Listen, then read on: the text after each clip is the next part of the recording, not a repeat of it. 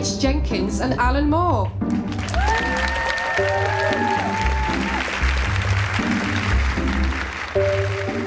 The first rule is never talk about Fight Club.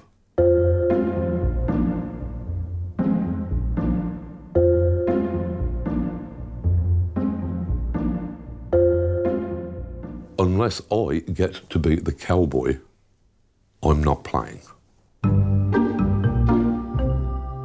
Any area that I've ever involved myself in, I've rolled up my sleeves and played. And that's the good thing about Alan. You know, he keeps you in stitches. He really does. Occasionally I make him laugh. Every now and again I come out with a good joke.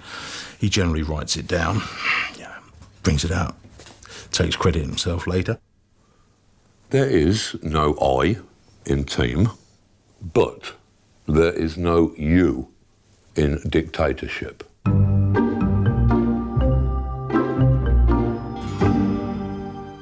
Each partner should recognise the other's absolute sovereignty in their particular field of expertise. Mitch will give me the last word when it comes to writing, and I will certainly give Mitch the last word when it comes to the visual presentation of the film. It would be kind of stupid to do otherwise. I think the one thing that works for us so well is we're not in competition with each other. If we both had these egos, I'm the director, but I'm Alan Moore, we'd get nothing done. If you imagine a partnership as a kind of pantomime horse, the performance will probably not be best enhanced if they have both unilaterally decided to head in opposite directions. It would probably spoil the entire pantomime. You should be able to tell each other exactly what you want and what you don't want. Don't wait until you're 3/4 of the way through to discover that you both wanted entirely different things. It's a bit like, I suppose, Lenny and George from Of Mice and Men, in that one collaborator should be the one who is capable of holding a rational, coherent conversation, of dealing sensibly with practical matters as they come up, and the other creator should be a hulking man-child who kills rabbits without really understanding what he's done. Well, the thing about Alan and I's relationship is that we both know each other's strengths and weaknesses. His weakness is that he hasn't got any bloody internet. You always sort of like have to ring him on a landline, and if he's not there, you don't get through to him, or you can always email his assistant, which he then prints out the email and runs round to Alan and put it through the letterbox. So from that point, my strength is that I've got an internet at home and a computer, and I can use it, and a mobile phone. But what we both bring to it are just so radically different things. Alan doesn't like dealing in the world of the big commercial beast that it is, going out there and playing the bad cop. I'm the bad cop and he's the delusional cop, and that's how we see each other. You should keep your friends close and your enemies in a blood-stained lockup in Walthamstow.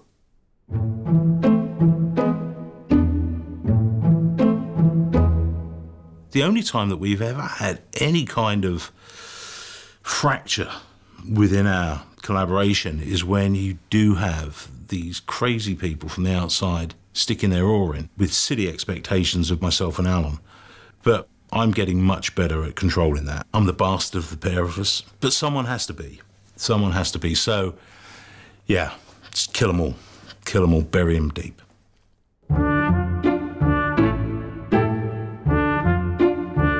If you are doing something that you are entirely comfortable with, that is probably because you have done it before or that somebody else has done it before. So there is little point in actually doing it again.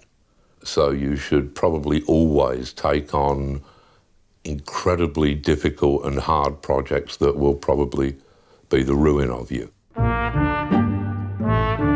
tea, always tea. Don't try anything else.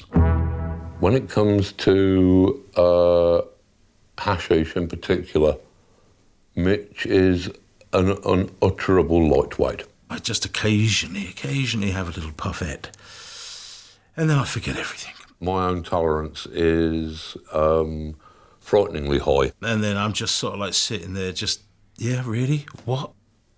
Earth people sometimes have difficulty with it.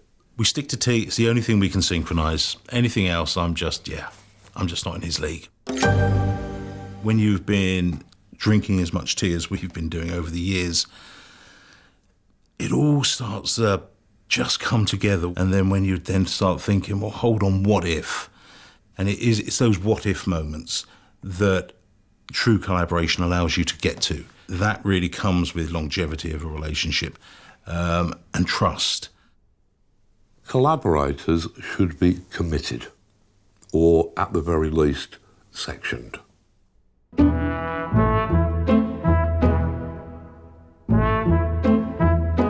If you actually put everything you've got into every work that you take part in, then you will be rewarded 100-fold. That does require an incredible degree of commitment. However, if I ever thought for even a moment that this was going to be damaging the relationship between me and Mitch, then the project would be over. And I think, I'm fairly sure, that Mitch feels exactly the same way. I, at the end of the day, tend to think that ordinary human relationships are probably more important than all of the accomplishments of the artistic world. The last rule is that you should always stick to a base 10 counting system. If you look at, say, the Babylonians with their base 60 counting system, they have left very little in the way of quality cinema. And I think that speaks for itself, doesn't it?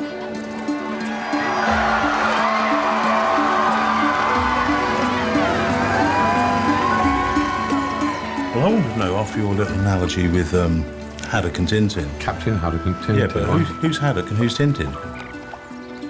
Well, I mean, I would have thought that would have been kind of obvious, wouldn't it? Well, not really. I mean, Haddock's a bit of a lush, and I like a drink. Well, that's true, but I do have blonde hair, so I could be Tintin, couldn't I? I think that you're more of a likely Tintin than I am. I mean, I'm not sort of impugning your behaviour or anything like that with that analogy. I mean, I'm not suggesting that you've got a little dog or that you run around the world. Although you do. No, I do run around the world. You run around the world having adventures, don't you? I do, yeah. Mitch in Tibet. Mitch in Tibet, but I haven't got the dog.